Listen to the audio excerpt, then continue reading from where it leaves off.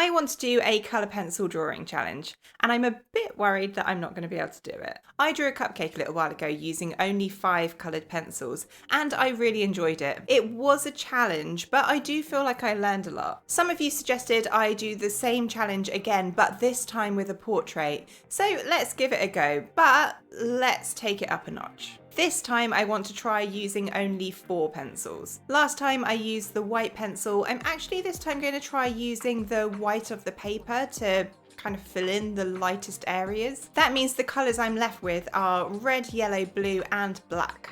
I am going to make one other change from before, and that is that I'm not going to use a black. To be honest, I find that black looks way too harsh, particularly when used on a portrait, so I want to swap it for the next darkest colour. I do still need the contrast. So I'm going to use the dark sepia. So I'm left with dark sepia, blue, red and yellow. Now before I can start, I need to pick a reference photo.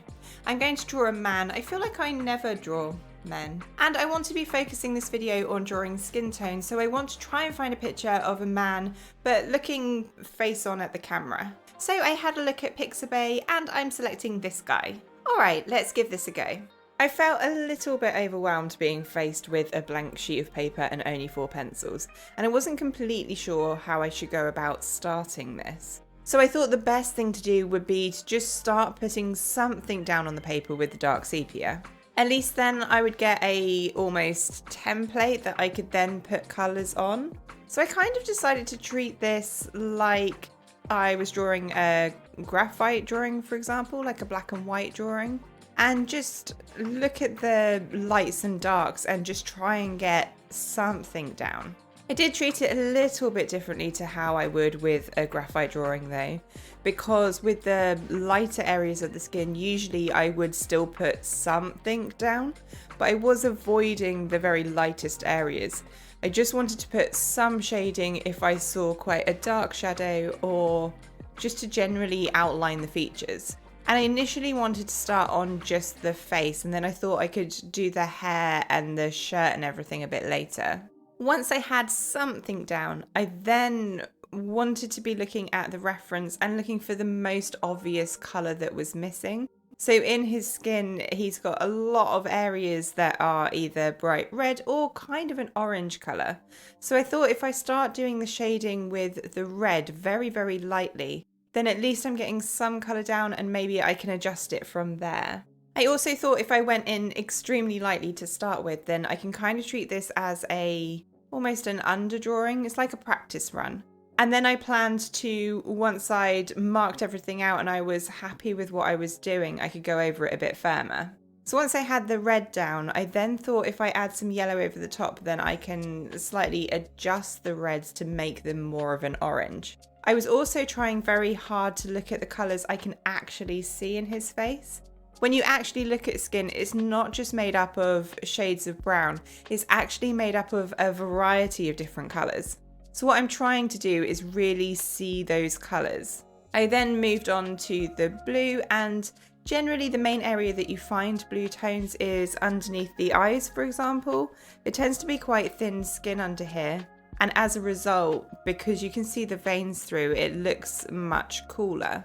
And there are a number of other places on his face where it's not so much blue but more of a purple, so to get that colour I have to mix the red and the blue. Once I went through all 3 primary colours, I then wanted to go back to the red. It looks much too yellow and blue, and I wanted to put some of that red back in. So from here I was relatively happy with what I'd drawn. It definitely needed more building up on it, and it definitely needed tweaking, but I wanted to do the same as I did with the skin for the rest of the drawing. So I began by drawing out the hair with the black sepia, and I did this in a very similar way to how I would usually go about hair. So marking out the clumps of hair rather than individual strands, and using flicking motions to start building up some of the texture. I did do this all quite roughly, which I do think shows. But again, at this point, it was really about me just getting something down on the paper. I also did the same for the neck and the shirt. So from here, my strategy was the same again. I wanted to look for what I felt was the most obvious colour that was missing. So this man has blonde hair. The closest that I have to a kind of blonde colour is yellow. So I literally just put down blank yellow colour on his hair. And then from there, I wanted to be looking at the different colours I could see within his hair. So there is some areas where it did have a few kind of orangey reddish sections. And there was a little bit of blue in his hair as well. You can see it looks a little bit crazy because parts of his hair looks green, but that's okay. I could always go back and fix this later. That's the perk of using such light layers.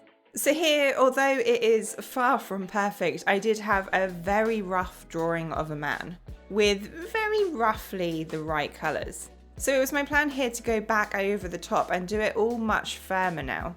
I kind of felt like I kind of knew what I was doing. At least I had experimented a bit and kind of tried things out. So I wanted to go back over everything, but more definitely. And I also wanted to do this section by section. So I started off with the eyes, going back over the darker parts, firmer with the sepia. And then I could start once again focusing on the actual colours I could see. So for example, on the bags underneath his eyes towards the outer edge, it was kind of a bright yellowy orange, and towards the inner edge, it was much more purple.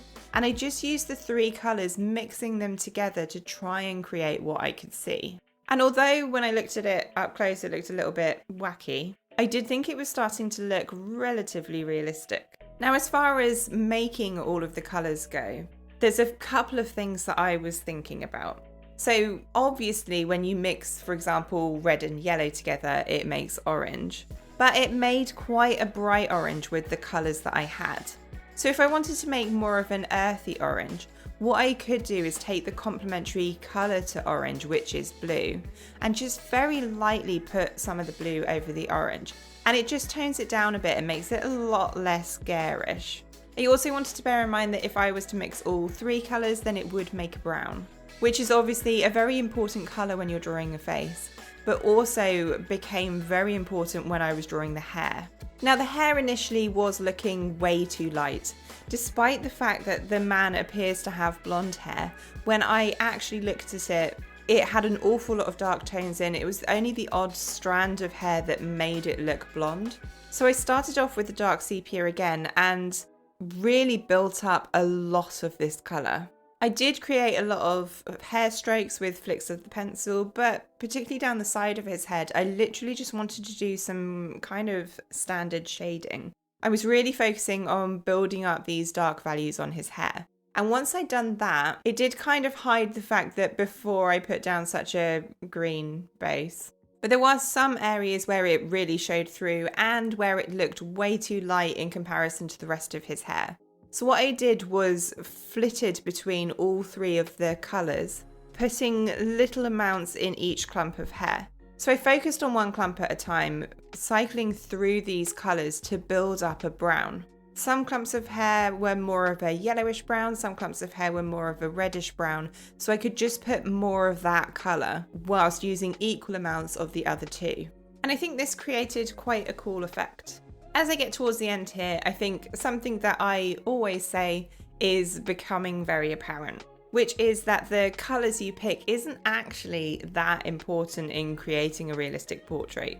It's much more important that you pick the correct tones and have the correct contrast than getting the colours perfect. Because I do think that this looks like a realistic drawing, despite the fact that his face is made up of mostly primary and secondary colours. I am genuinely happy with this. It was my goal to make something that kind of resembled a man, but it's come out way better than I expected. I particularly like that when you're far away, it looks like a normal drawing, but when you're up close, it looks like a rainbow. I think it's really cool. And once again, I feel like I've learned a lot about how these primary colours all work together. I highly recommend trying this, either trying it on your own drawing, or if you want to draw this one along with me, it's available on my Patreon. There's a link in the description. If you haven't seen the cupcake, check it out here. And as always, if you enjoyed this video, give it a like. All right, I'm going to sit here and admire my drawing. I am so happy with it.